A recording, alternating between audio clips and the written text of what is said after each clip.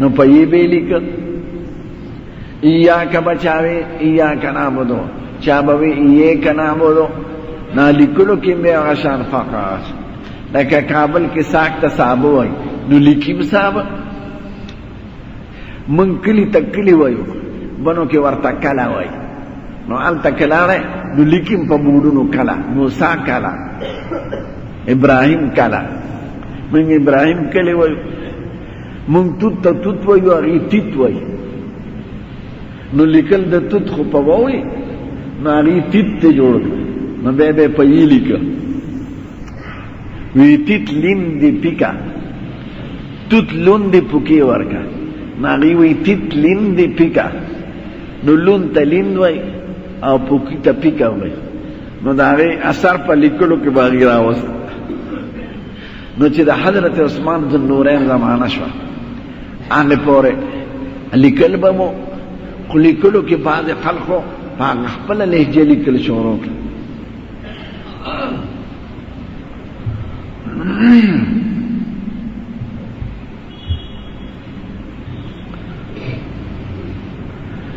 نو یو جہادو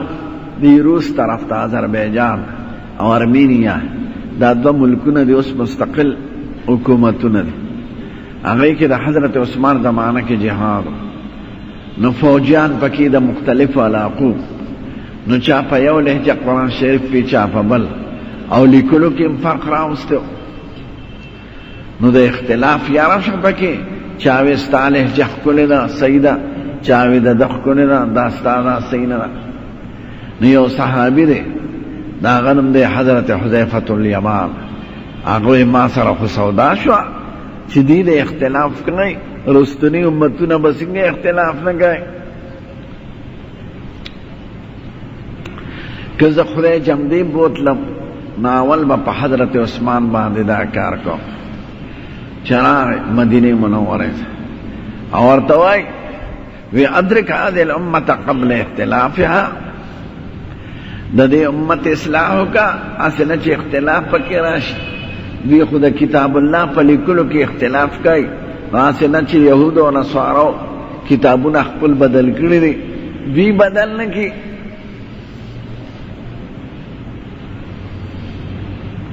پخواہو چاپخانے نوے کرے نو قلمی سیزونو نو قلمو کی خو اختلاف رازی یو شان لکی بلبل شان حضرت عثمان رو غستل او چی چا لکل کرو اغیطون لا جمع کر او دا ابو بکر صدیق زمانہ کی چکم لکلی شیو مصحف شریف اگا عمر صاحب سر پروت او دا عمر صاحب دا وفات نا پس دا غلور سر او حفصی بی بی سر حفصہ دا مسلمانان مور دا او زمون دا خکول پیغمبر بی بی دا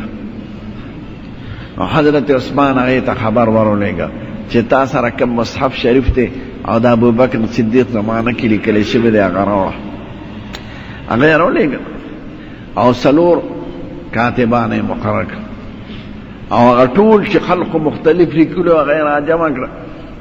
او قرآن شریف دا قریش پا لہجہ و پا طرز کتابتو لکھ قرآن شریف دا قریش پا لہجہ نازل لے او لکھے بیم دا قریش پا جمع او پا آقا لکلو پا طرز او باقی چی سمرو اگئی ویزد وانے کر پا سرمونو لکلو او حضرت عثمان او تیار کر نو چاپیر اطراف تے لکل دا تاسو کیوینے قرآن شریف کی لکھ کنا المصحف العثمانی حضرت عثمان رسم الخط باندے داغ زمانہ کی دو لکلی شو او قرآن شریف او لکل او اطراف دا حکومت تے لے گل زکو حکومت دیر لے وسیشو ایدہ دینا پس پا نا پا بلا لہجوائے آنا بے پا بلا لہجے لکے اما آگا لکل چسنگا دا حضرت عثمان دا زمانے نرار دا حضور زمانہ کیو خود نورو کی صرف اجازت ہو او دا لکل چی دی دا حضور پاک دا زمانے ہو نو پاگا دا ابو بکر صدیق دا مصحف مطابق وہ مصاحف تیار کر نو یو با پا مسجد نبوی کی پروتو نو کہ تاسو حج لنارے نو پریاض الجنت کی اوستنا دا اگئی باندلی کی اسطوانت المصحف وتعرف باسطوانة السيدة عائشة دا هغه د مصحف شریف ستنه چې دې ته استوانه عائشه وایي. د عائشې بیبي نوم پې لیکلی دی په ریاض الجنت کې. دې کې به هغه مصحف شریف پروت. نو پخوا به چې چا څه لیکل کول د هغې نه به یې راواخیست او بیا به یې په هغه طرز وی. نو د حضرت عثمان د زمانې نه یو خلیفه راشد دی، په دې بانک باندې اتفاق راغی د ټولو صحابه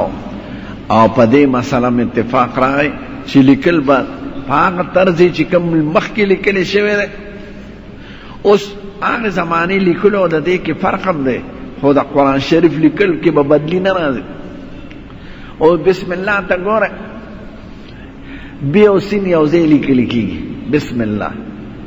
یعنې د عربۍ د قواعدو مطابق د بې نه پس الف پکارو بې اسم، ځکه بې اسم دی. خو د حضور زمانه کې او د ابوبکر صدیق زمانه کې او د حضرت عثمان زمانه کې بې او سین یو ځای لیکلی شوي دي. دا بې او سین به یو ځای لیکلی کېږي. که چا د بې نه پس الف روښ کړو نو غلطي کړې ده. اوس بل ځای کې علاوه د بسم الله نه الف لیکلی کېږي. خدای پاک وایي اقرأ بسم ربک الذي خلق خلق الانسان من علق. سورت اقرأ ته چې وګورو هلته الف لیکلی شوی دی. دویم دغې بسم الله کې سین کې 3 غاښونه دي. دا د ابوبکر صدیق زمانه کې ولیکلی شو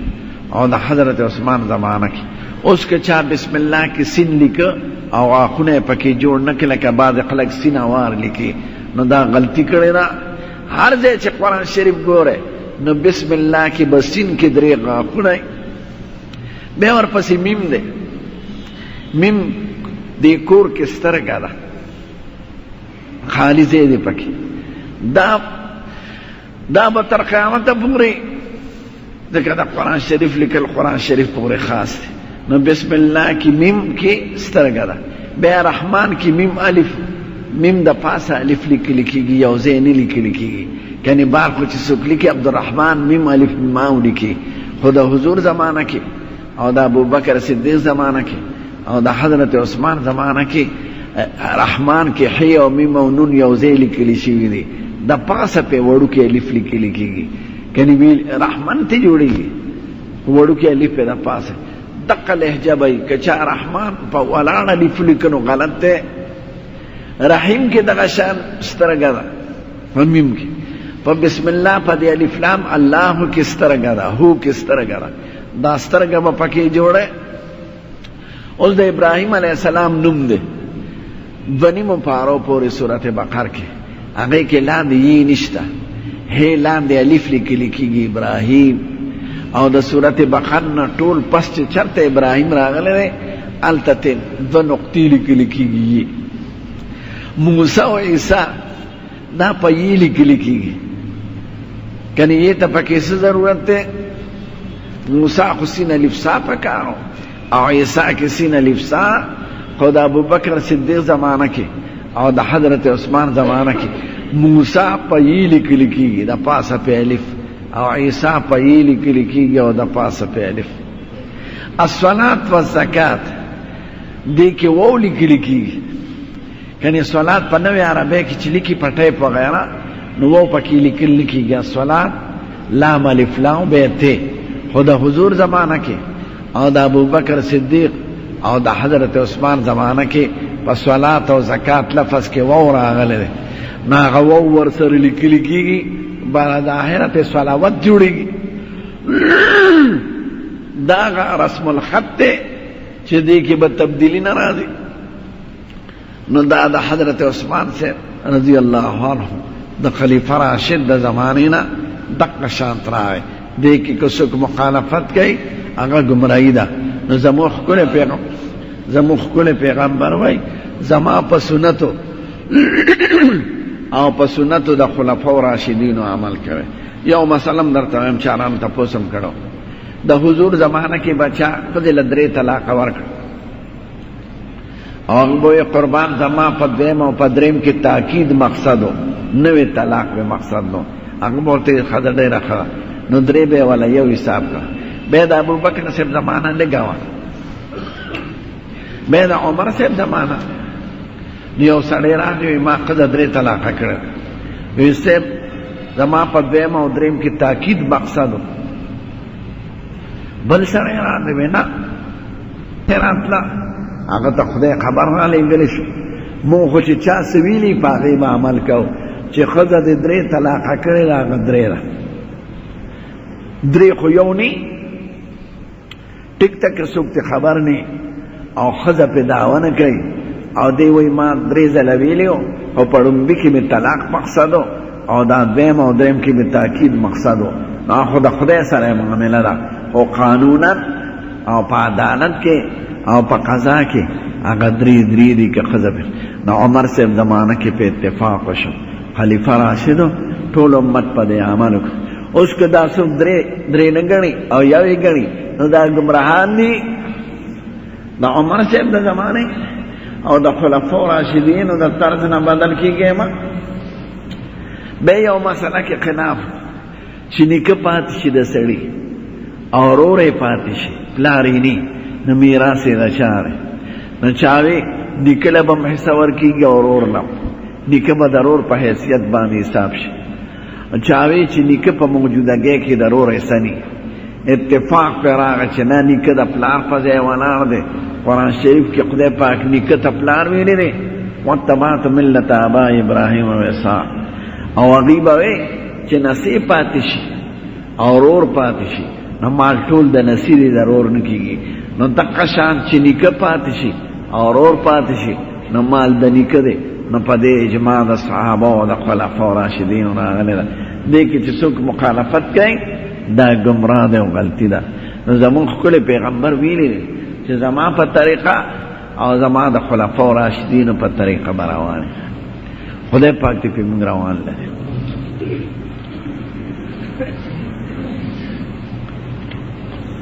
چاوی واده په خاندان کې پکار دی که بار پکار دی دې کې شریعت څه پابندي نه ده لګولی که خاندان کې کوي که بار کې کوي استغفر البته ډاکټران وایي چې بعضې خانداني مرضونه وي نو چې په خاندان کې کې نو هغه بیماری ترې پکې پاتې کېږي په اولاد کې هغه کمزوري او چې باري لکه قلم چې سړی بدل کړي نو اولاد یې تکړی او اسې زمون کتابونو کې لیکي چې ډېره نږدې خپله لکه د تره لوري د ماما لوري چې په یو کور کې لوی شوي نو دې سره نکاح مه کوه دا ګورې شرعي حکم نه دی ځکه هغې سره به ستا تقاضا پوره کېږي نه تا ته به د خور په شان ښکاري نو کامل شهوت او کامله مینه د ښځې او د خاوند تعلق چې هغه هغې سره نه پوره کېږي نو په اولاد باندې اثر وي کمزوري پیدا کېږي خو دا ده چې دا شرعي مسله نه ده ما ورته ووایي دا د تجربې خبرې دي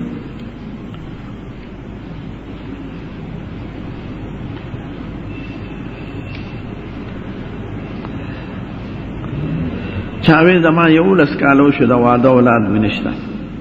بله واده وکړم نو زه به د ښځې نه تپوس کوم که نه شریعت د دې حکم نه دی کړی ښځه خو که دومره بوډۍ شي چې سر یې دوباره خپو ته ورسېده 4.5 کالو او خاوند یې د 14 کالو او هغې ته دې ووایي چې زه دویم واده کړم نه بوډۍ به وایي ولې په ما کې څه چل دی ښځه قطعا بنه نه برداشت کوي او زمون پښتانه وایي که بنه د کوچو شي نو هم ښه نه ده نو ښځې نه تپوس نشته تعالی خدای اختیار درکړی دی کوه که په تپوس شي معامله بیا خرابه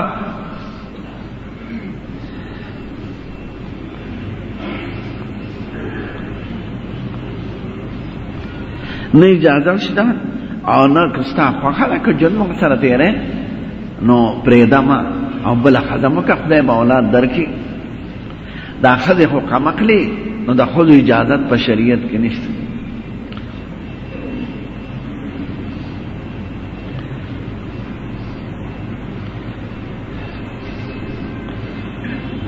یو سړی په نقل څیز دومره خرڅوي او په قرض 50 روپۍ زیاتې خرڅوي خیر دی روانه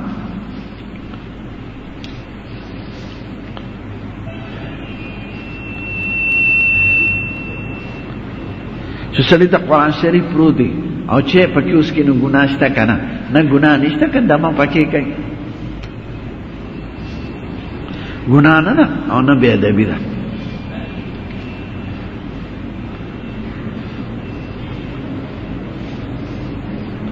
چاوی ما دا اوریدلی دی چې په جنت کې به د حضرت مریم او د حضرت عیسی نکاح زموږ ښکلی پیغمبر سره کېږي او د خدیجې محل به د دې دواړو په منځ کې. ما ته دا نه ده معلومه.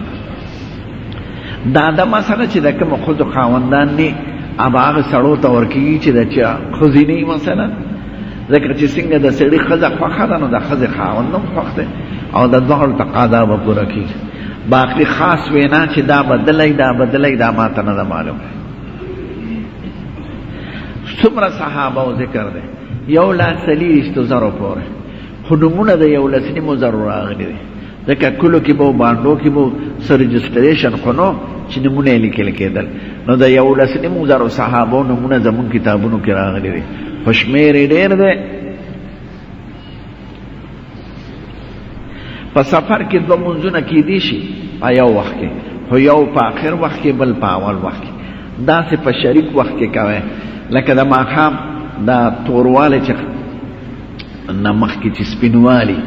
دغه سپینوالي کې دواړه منځونه کولی شي، دې ته شفقه بیاز وایي. او ماسپښین په 2 مثل کې 3 بجو نه پس دواړه منځ کوئ، ځکه سفر داسې شی دی چې سړی هر ځای ودرېدی نه شي، یا هر ځای ومونی یا هر ځای ځینې، نو کله د ضرورت دپاره داسې مشترک وخت کې کولی شي چې یو په آخر وخت کې بل په اول وخت کې. غیر مسلم سره ډوډۍ خوړی شي او خوړی شي، بدن د کافر پاکي چې ظاهره څه پلیتي پې نه، ډوډۍ ورسره خوړی شي، ستړي مشي کولی شي او جوټۍ پاکه ده.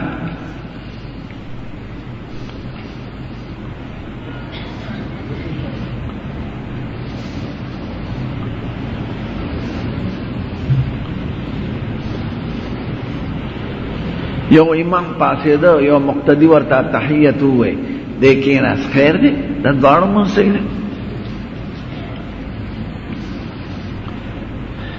چاوی دا رښتیا چې حضرت عمر صاحب خپل زوی عبدالرحمن په داسې کوړو کې شهید کړو؟ نه، دا دروغ دی،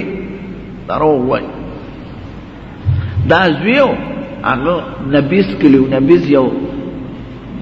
د قجورو او د انګورو بو ته وایي، او یې شیدلي، دا روا دی. دا هغه دا خیال و چې دی کې نشه نشته، هغه یې نشه پرې راوسته. نو مصر کې و، نو هلته یو والي و ګورنر عمرو بن العاص، چې خبر شو روی غسته، خو دغه کې په قلا کې دننه پې کوړۍ جاري کړې چې حضرت عمر صاحب په خبر شو دلته مدیر وی دا ولې دا زما د زوی لحاظ کړی دی. عمر صاحب بې اندازې عادل و، نو هغه پې کوړۍ جاري کړې. دوباره وو چې بیا احتیاط او پاتې شو د بدکارۍ خبرې، دغه دروغ دی. نبیز یې سکلي په لوډ فکر باندې د ماړو خوښ نه دی. که زما اختیار وی نو چې په مناره کې لوډ فکر وی نو بیا هم خیر دی. دا دلته چې دی او دا محراب خواته اذان وای، دا د حضور دا دې څیزونو پیدا کړل، کني اذان بار راغلی دی. خو دې لوډ فکرو سره بعضې بدعات جوړ شو. یو خدا چې اذان خلقو را دن نه کړي، دیم د امامان د مړو اعلانات کوي په لوډ فکرو کې، لکه دا ولې که جماعت خو ریډیو سټیشن نه دی، څوک مړی نو ټول مړی به په نوښار کې شوي، دلته به اعلان کوي. یو شهرت ذریعه جوړه کړه، نه جماعت د اعلاناتو د مړو دپاره نه دی. خو دغه ده که لوډ فکر کې هم سړی کوي، خو چې لوډ فکر په مناره کې وي پټ ځای کې.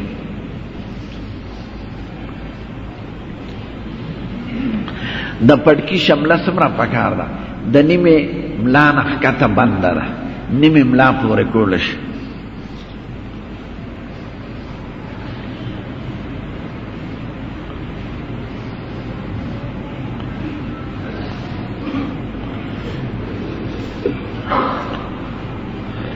بے گناہ ہوتا زما په دې نه پوهېږم، شعر بې ګناه ورته اورول ښه نه دي، دی خو زه په مطلب نه پوهېږم. د ماښام او مازدیګر منځ کې څومره فاصله ده؟ مازدیګر د هغه وخت نه کول مخکې پکار چې د لمر رڼا کې فرق نه راغلی، او ماښام خو چې نور ډوب شي خو د غر نه پناه نه د ډوبېدو دا علامه ده چې دې خوا شپه راوخیږي نو چې هغه خوا انور ډوب شي او دې خوا شپه ووینې بس ماښام کوي تقریبا